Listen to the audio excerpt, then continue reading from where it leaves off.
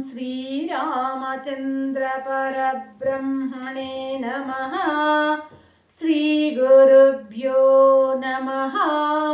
श्रीमात्रे नमः। श्रीगणेशाय नमः।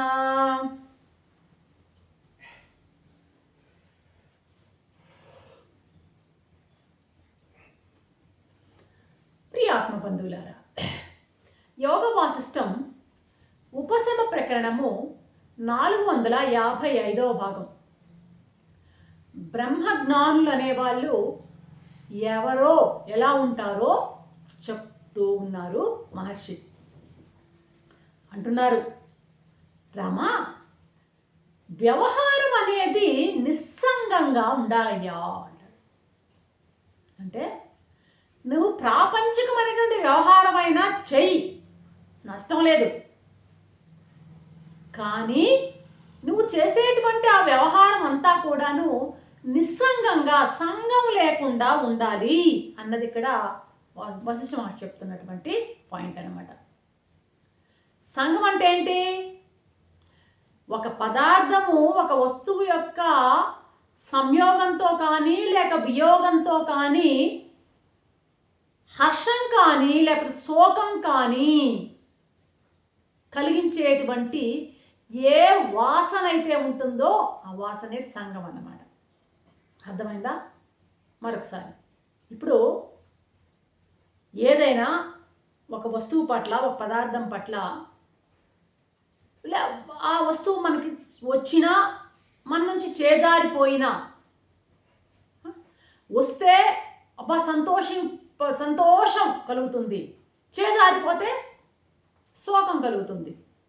ఈ రకమైనటువంటి వాసనలే, ఆ వచ్చినప్పుడు ఆ సంతోషం అనే వాసన, పోయేటప్పుడు ఆ యొక్క వియోగం అనేటువంటి ఆ వాసన ఉంటుందే, ఇదే ఆ వాసనే సంగం. అంటే అయ్యో, ఇది ఏదైనా ఒక మంచి ఒక పోటీలో పాల్గొన్నాము, విజయాన్ని పొందాము, సక్సెస్ అనేటువంటి ఆ సక్సెస్ తాలూకు వాసన నీ యొక్క అంతఃకరణలో ముద్రితమైతే, లేదా నీకు అపురూపమైనటువంటి నీ చేతిలో ఉన్న వస్తువు చేజారిపోతే కలిగేటువంటి ఆ దుఃఖం అనేది ఉందో, ఆ దుఃఖ వాసన ఏదైతే ఉందో, ఇదే ఈ వాసనే సంగము అంటున్నాడు వశిష్ఠ మహర్షి.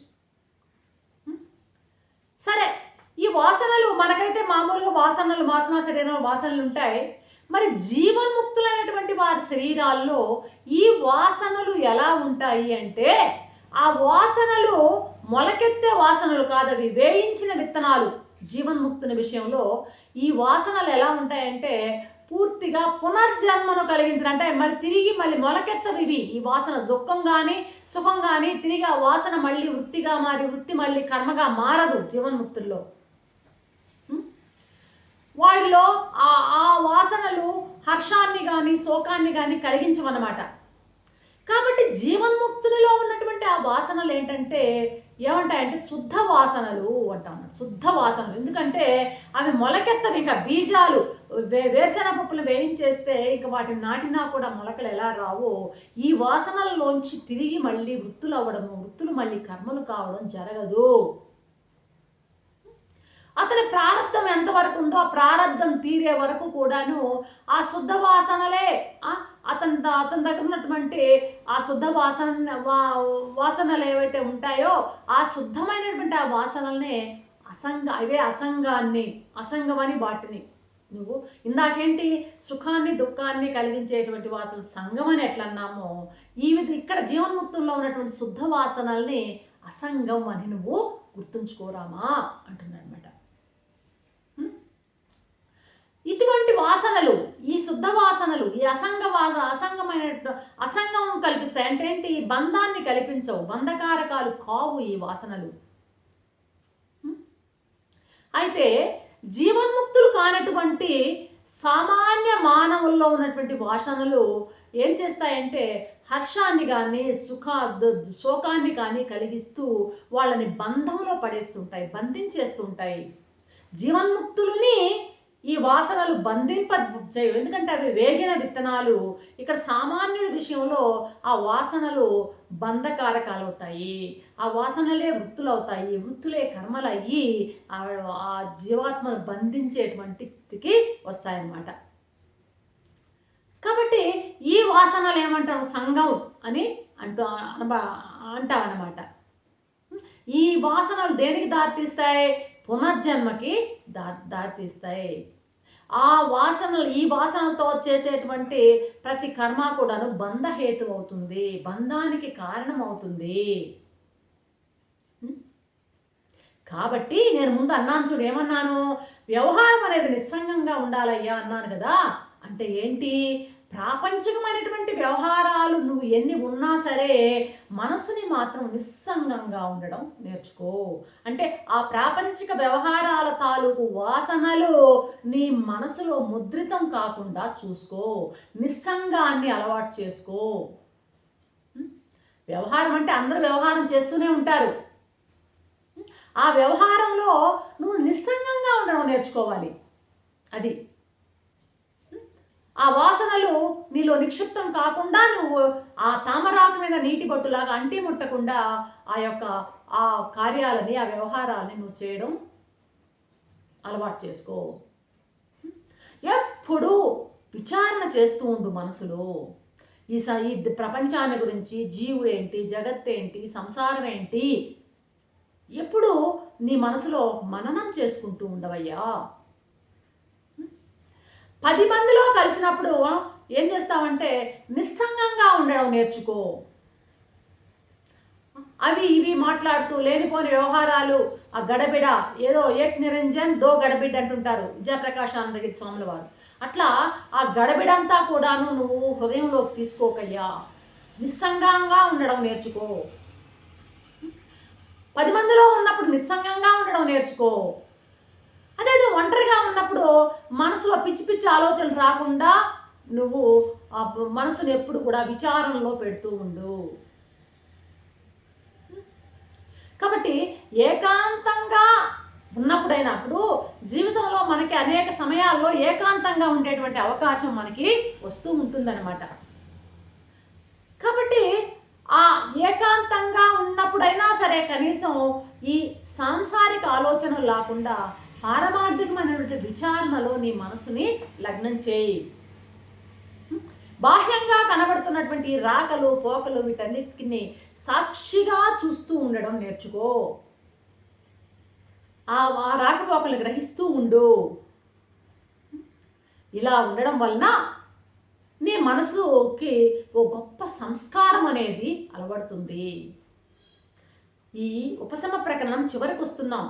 అందుకే ఎలా ఉండాలి, సాధన ఎలా ఉండాలి అని వివరంగా చెప్తున్నారు వశిష్ఠ మహర్షి.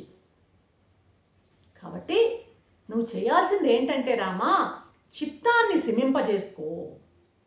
నీ చిత్తం ఎప్పుడైతే శమిస్తుందో అప్పుడు నువ్వు విధిగా ప్రాప్తమైనటువంటి పనులు చేస్తూ ఉన్నా సరే నువ్వు అసంగుడుగానే ఉంటావు. చిత్తాన్ని చాలా శాంతంగా ప్రశాంతంగా ఉంచుకున్నావంటే, చిత్తంలో అలజడి లేకుండా, సంఘర్షణ లేకుండా ఉన్నట్లయితే నువ్వు ఎలా చెయ్యాలి అని అడుగుతావేమో. వ్యవహారం అనేది చేస్తున్న సంఘం లేకుండా ఎలా ఉండాలి అంటావేమో. నీ చిత్తాన్ని కనుక శాంతంగా అలజడి లేకుండా ఉంచుకున్నట్లయితే నీవు మామూలుగా నీకు ప్రాప్తించినటువంటి ఆ పనులు చేస్తూ ఉన్నా సరే నీవు అసంగంగానే ఉంటావు. అనాయాసంగా లభించేటువంటి అసంగత్వమే జీవన్ముక్తికి స్థిరమైన స్థితి అవుతుందయ్యా. ఎట్లా ఉంటుంది? ఉదాసీనంగా ఎలాగా అనాయాసంగా ఆ స్థితి ఎట్టాగా ఎవరికైతే వస్తుందో అదే జీవన్ముక్తి యొక్క స్థితి. నీవు ఆ స్థితిని అవలంబించు. స్వస్థుడివి అవ్వు, స్వస్థతలో ఉండు. అంటే నీ యొక్క స్వరూపంలోనే నువ్వు ఉండు. వీతరాగుడు రాగ ద్వేషాలు వదిలిన వాడిపై ఉండవయ్యా. ఎలాగైతే జీవన్ముక్తుడు ఎలా ఉంటాడు? ఇంద్రియాలను లెస్సగా నిగ్రహించిన వాడై ఉంటాడు. మద మాత్సర్యాలను బాగా వదిలేసి ఉంటాడనమాట. సంతాపరహితుడై ఉంటాడు. అలాగా ఉండు. నీకు విక్షేపాలు కలగజేసేటువంటి విక్షేపానికి కారణమైనటువంటి అనేకం పుష్కలంగా నీ చుట్టూ ఉన్నా జ్ఞాని ఎప్పుడు కూడాను సమచిత్తుడై దీనత్వం లేకుండా ఉంటాడు. అలాగా ఉండడానికి ప్రయత్నించాలి రామా. జ్ఞాని ఎలాగా వాడి చుట్టూ ఎంత ప్రలోభాలు కనపడుతున్నా, విక్షేపానికి కారణమైనటువంటి పరిస్థితులు ఎన్నైనా రాని అతను మాత్రం సమచిత్తుడై ఉంటాడు. అలాగే ఉండడం నీవు కూడా నేర్చుకో. అతనికి ఇందాక చెప్పినట్టు సహజంగా ప్రాప్తించినటువంటి క్రియలు తప్ప ఇతర క్రియలు ఏవి కూడాను అతను ఏదో ప్రారంధం ఇచ్చినటువంటి పనులు తప్ప వేరే పనులు ఏవి పెట్టుకోడు. ప్రకృతి తనకు నిర్దేశించినటువంటి కర్తవ్యాలను ఫలాపేక్ష లేని బుద్ధితో చేస్తూ జ్ఞాని సదా స్వాత్మయందే క్రీడిస్తూ ఉంటాడు. స్వస్వరూపంలోనే నిలిచి ఉంటాడు. ఆ బ్రాహ్మీ స్థితిని జారిపోడు. ఆ బ్రహ్మానంద అనుభవాన్ని పొందుతూ ఉంటాడు. ఇప్పుడు క్షీరసాగరంలో ఆ మందర పర్వతం పెట్టి దేవతలు రాక్షసులు చిలికినా క్షీరసాగరం తన సహజ స్థితిని కోల్పోదు రామా. అలాగే సంపదలు ఆపదలు వచ్చినా సంపదలు కూడినా జ్ఞాని ఎప్పుడు కూడాను శమధమాధికమైనటువంటి తన పూర్వ సిద్ధ స్వభావాన్నే అలాగా పట్టుకుని ఉంటాడు. వాడికి పెద్ద సామ్రాజ్యం లభించినా, పెద్ద పెద్ద ఆపదలు కలిగినా, ఎటువంటి కష్టాలు జరిగినా సరే, ఇంద్రత్వం ప్రాప్తించినా సిద్ధించినా ఏదైనా సరే ఆ జ్ఞానికి దుఃఖాన్ని కానీ సంతోషాన్ని కానీ పొందడు.